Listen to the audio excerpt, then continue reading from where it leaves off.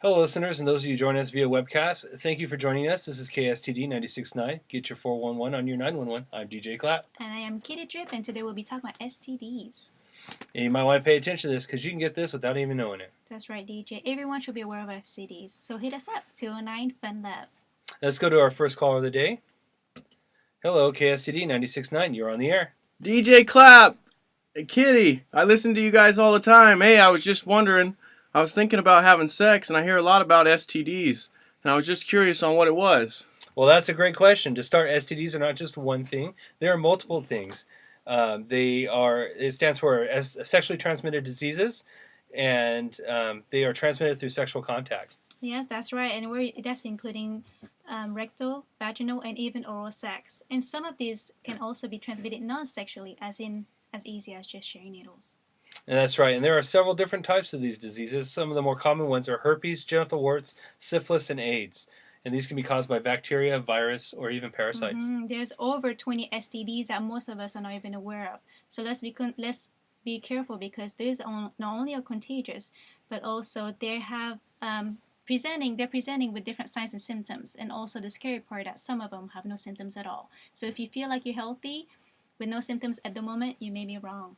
That's right. Some of the signs and symptoms that you might notice with STDs are sores or bumps on the genital area or rectal area, painful urination, pain during sex, a green foul odor discharge from your vagina or penis. Can men and women get STDs? Yes, men and women can get STDs. And if you're sexually active, you're more at risk. Oh, okay. Well, that sure is a lot of important information. Thank you very much. So let's go ahead and move on to our next caller. Hi, DJ and Kitty. I just love your guys' show. I was recently in a relationship, but now I'm single and I'm thinking about having sex again. Can you guys tell me how I can protect myself? Well, there's no need to be scared. There's a few simple and easy steps that you can do to protect yourself. That's right, DJ. No need to worry. We have important information that you need to listen to. And of course, the best way to save yourself from STD 100% is actually abstinence. But since you're back in the market, we both know this is not going to happen. That's right. I don't think it is. Right. But there's still different ways you can, protect yourself against STD. And first of all, let's go ahead and understand the number of sexual partner that you may have. Because the higher it is, the better chances of getting STDs. And you don't want that. And also, if you want to have sex with somebody, ask them, check their sexual history, and even ask them, have you ever got STD tested before? Yes, and asking if your partner's been tested is your protection. And just remember, though, that they may not always be honest with you, so you should always protect yourself. Exactly. You have to check what you're going to work with. So if you're going to have sex with somebody, make sure that, they don't have any sore or any kind of abnormal drainage or any rashes, because don't have sex with those people. They have STDs. Yeah, and just remember that the pill isn't a protection of STD or the shot or intrauterine devices. These are only to protect you from pregnancy. And the best way to protect yourself is some type of barrier like a condom. Condoms are amazing, especially the latex one. And if you want to use any kind of lubrication, make sure you use the water-based only. What I'm trying to say is no Vaseline, no lotion, or no non-base item at all, because not only decreases the effectiveness of the condom, but also it can have them to break. And if, as we all know, a condom should only be used once. It's only one-time use. And of course, it's as important to understand how to apply a condom. So here today, our favorite guest, Mr. Tony Latex. Okay, thank you guys. Today I'm show you guys how to put condom correctly. First, you need condom. Secondly, you need to check expiration date on the condom. Make sure it's current. To put it on is really easy. First, you need to hold the tip and roll it down, all the way down. And after that, you squeeze the tip to squeeze the air out. The reason to do so because you want to create a reservoir to collect semen. This is for circumcised people.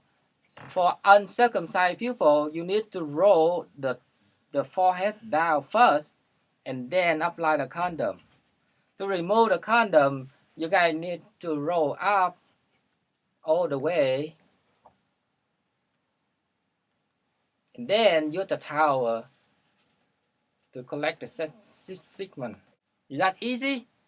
Okay, remember, don't be fool. Grab your tool.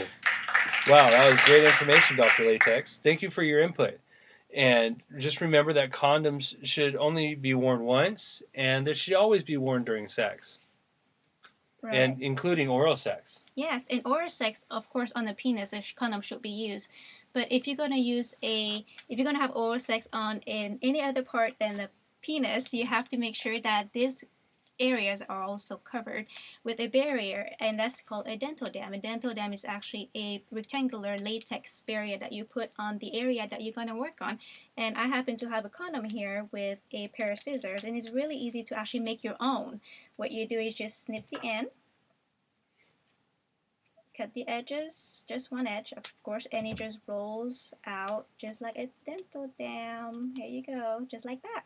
All right, looks like arts and crafts really paid off for you in high school. Thank you. Yes, and I understand that so many people do not like to use condom or even a dental dam. So if you decided to have unprotected sex, make sure that you are in a monogamous relationship.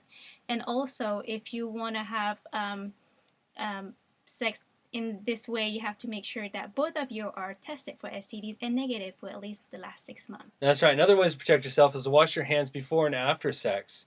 And vaccinations are available as well. One particular is HPV. It helps prevent against genital warts and even cervical cancer. So check with your doctor for that. Yes, make sure you're up to date with your vaccination as well. And I'm talking about the hepatitis vaccination because they can be transmitted via sexual activity too.